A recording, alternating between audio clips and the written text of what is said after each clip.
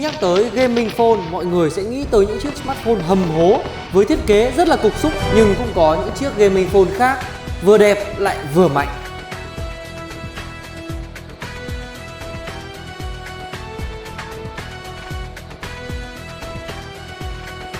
Và ngày hôm nay chúng ta sẽ cùng nhau đánh giá Honor Play, một chiếc điện thoại gaming phone nhưng sở hữu rất nhiều nét đẹp mềm mại, một con quái vật đội lốt thiên thần. Anh em ơi! Khi nhìn ngắm vào thiết kế của Honor Play thì hẳn là không nhiều người sẽ nghĩ rằng đây là một chiếc máy được sinh ra cho các game thủ.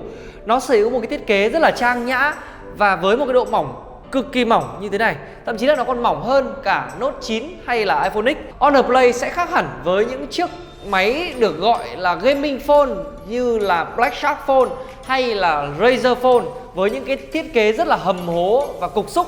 Mà Razer Phone và Black Shark Phone hay là những chiếc điện thoại gaming đến từ phân khúc cao cấp thì nó có gu về mặt thiết kế riêng. Còn những cái sản phẩm gaming giá rẻ cùng phân khúc với lại Honor Play ấy thì với những cái sản phẩm đó thì nó hy sinh cả thiết kế và vật liệu để có thể có được một cái mức giá tốt và một cấu hình cao. Thế cho nên là cá nhân mình thì mình rất là thích và hài lòng cái thiết kế gọi là trang nhã và được trau chuốt ở trên Honor Play, mặc dù là sản phẩm này có một cái mức giá không hề đắt một chút nào. Ok rồi, thế thì đẹp rồi này, mỏng rồi này, thiết kế trang nhã ok. Cảm giác cầm nắm nó như nào, có phê không? Thử xem nào. Các bạn ơi, đoạn này diễn hơi quá, thực ra mình cầm cái máy này dùng được cả tháng nay rồi. Hey Giang, đang làm gì em? Chuẩn bị quay reaction. Cho anh xin 2 phút. Em có thể nói cho anh biết cái cảm nhận của em khi mà cầm vào chiếc máy này được không? Honor Play đấy. Cảm nhận kiểu con gái như em á hả? Cũng chắc tay. Em hay có cái hoạt động như thế này nè, lúc mà rảnh á, đang ngồi là cứ cầm cái máy này cứ xoay như thế này. Thì cái máy nào mà nó kiểu như là nó phải vừa tay thì mình mới xoay vậy được, chứ máy mà bự quá thì nó dễ bị rớt ra, với lại phần này mà bị cấn thì cũng khó chịu. Mà cái phần đường viền này cảm giác hơi nam tính à, kiểu máy cho con trai đúng không? Con gái con trai thì mua được hết rồi. Ok, thời gian phát sóng của em hết rồi, thế nhá. Thiết kế thì gọi là cái dạng thiên thần rồi. Thế còn cái mặt thì sao? Mặt có thiên thần không? Rất là may mắn cho chúng ta là Honor Play là một chiếc máy giá rẻ nhưng mà nhà sản xuất đã không cắt giảm bất cứ thứ gì về mặt màn hình để cho chúng ta có một cái mức giá rẻ hơn. Màn hình của Honor Play ấy, thì theo mình đánh giá là rất là nổi và màu sắc hiển thị khá là tốt, góc nhìn cũng rất là ok. Nếu mà phải chê một cái điều gì đó về màn hình của chiếc máy này thì chắc là mình chỉ có thể chê được cái phần cầm của chiếc máy hơi bị dày. Và nhà sản xuất thấy cái phần cầm này dày tống luôn cái logo Honor ở đây. Thế là chúng ta có một cái chữ Honor ở ngay phía dưới. Và như mình đã nói thì mình cũng không thích cái việc là một chiếc máy chơi game lại có tai thỏ. Bởi vì là cái tai thỏ này ấy thì nó sẽ không giúp gì trong quá trình chúng ta chơi game cả. Khi mà các bạn bật game ra thì phần lớn các game nó sẽ tắt cái tai thỏ này đi. Và ngược lại thì cái tai thỏ này nó lại làm cho cái việc tối ưu game trở nên khó khăn hơn. Cái lỗi liên quan tới tai thỏ lớn nhất mà mình thấy đó là khi mà chúng ta có tin nhắn Facebook mà các bạn dùng chat hit ấy, thì cái giao diện nó sẽ bị cắt ở cái chỗ tai thỏ này. Đó, nhìn nó rất là chán.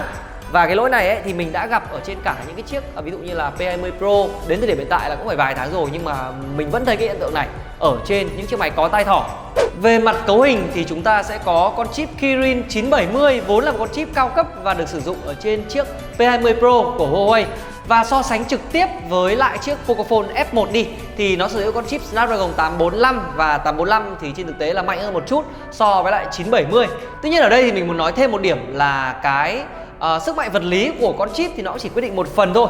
Phần còn lại thì nó sẽ phải yêu cầu nhà sản xuất phải tối ưu phần cứng cực kỳ tốt với những cái tựa game hay là những cái ứng dụng. Và cái phần tối ưu này cũng chính là lý do vì sao mà mọi người thường hay đánh giá thấp con chip Kirin so với lại những con chip Snapdragon hay là chip đến từ Exynos. Tuy nhiên thì thời gian gần đây mình nghĩ là mọi chuyện đã có thay đổi rồi. Chiếc Honor Play này load PUBG phải nói là cực kỳ nhanh và nó còn nhanh hơn cả chiếc Note 9. Nói về khả năng chơi game thực tế thì với một cái cấu hình là Kirin 970 này cộng với lại 4GB RAM thì các bạn có thể chơi tất cả những cái tựa game mạnh nhất. Cụ thể là với PUBG thì đôi lúc một ván game 30 phút thì các bạn sẽ gặp khoảng 1 đến 2 lần khựng và tụt FPS một chút xíu.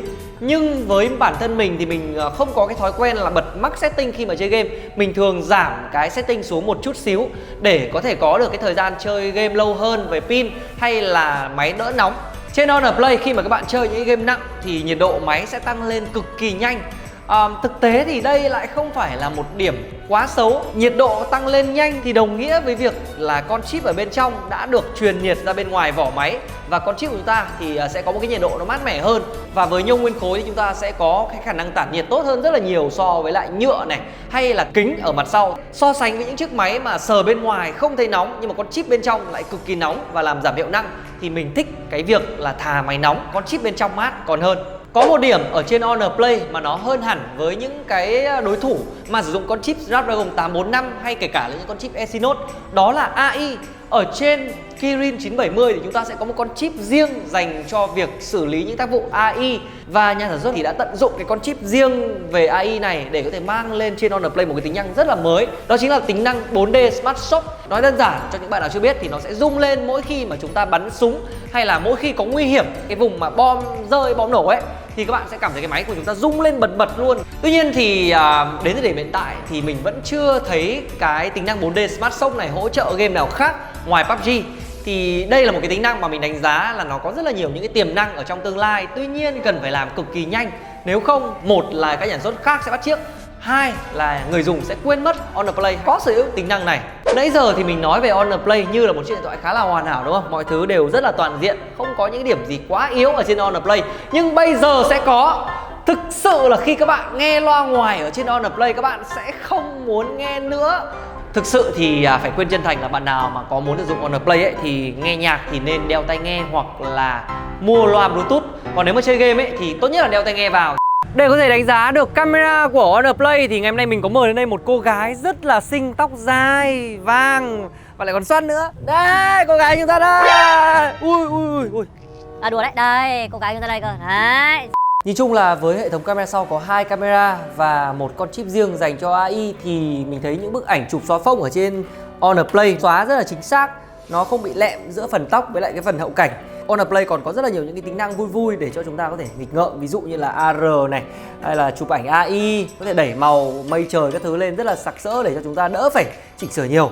Còn điểm yếu của cái hệ thống camera này thì nó sẽ là ở những bức ảnh chụp thiếu sáng, bởi lẽ là khẩu độ của Honor Play thì nó không được mở rộng cho lắm. Nói tóm lại thì các bạn chụp ảnh phong cảnh, các bạn chụp ảnh chân dung ở điều kiện đủ sáng thì rất ok. Còn khi mà thiếu sáng thì sẽ gây khó khăn rất là nhiều cho Honor Play. Như vậy là chúng ta đã vừa ngồi cùng với nhau và săm soi những cái điểm mạnh và điểm yếu ở trên chiếc Honor Play này. Cá nhân mình để mà nhận xét về Honor Play ấy, thì mình cho rằng đây là một chiếc điện thoại khá là toàn diện. Nó cũng không có những cái thiết kế quá cục xúc để cho các bạn có thể gọi là hầm hố khoe với bạn bè rằng đây là một chiếc điện thoại đẻ ra là để gaming, mà đây là một chiếc điện thoại mà nó được thiết kế ra để cho các anh em game thủ có những cái trải nghiệm ngoài chơi game cũng rất là tốt. Vậy thì những bạn nào là những bạn mà nên đến với lại Honor Play thì như mình đã nói, không nhất thiết phải là game thủ mới có thể mua Honor Play và sử dụng. Các bạn nào mà muốn có một chiếc máy mà nó sẽ giúp chúng ta chơi nhiều hơn, đúng với cái chữ Play ở trong tên máy, chơi ở đây thì có thể là chụp ảnh này, đi chơi này, đi cà phê này và chơi game. Đó, những bạn nào các bạn có những cái nhu cầu chơi như thế thì các bạn nên đến với lại Honor Play. Đến đây video xin phép được kết thúc và hy vọng các bạn đã có một cái nhìn tổng thể hơn, toàn diện hơn và nhiều góc nhìn hơn về Honor Play. Nếu các bạn có bất cứ một cái thắc mắc này hay là yêu cầu hay là một ý kiến khác nào đó về Honor Play thì các bạn có thể comment và chúng ta sẽ cùng bàn luận thêm. Còn bây giờ thì xin tạm biệt và hẹn gặp lại các bạn ở những video lần sau của Anh Em TV. Anh em ơi!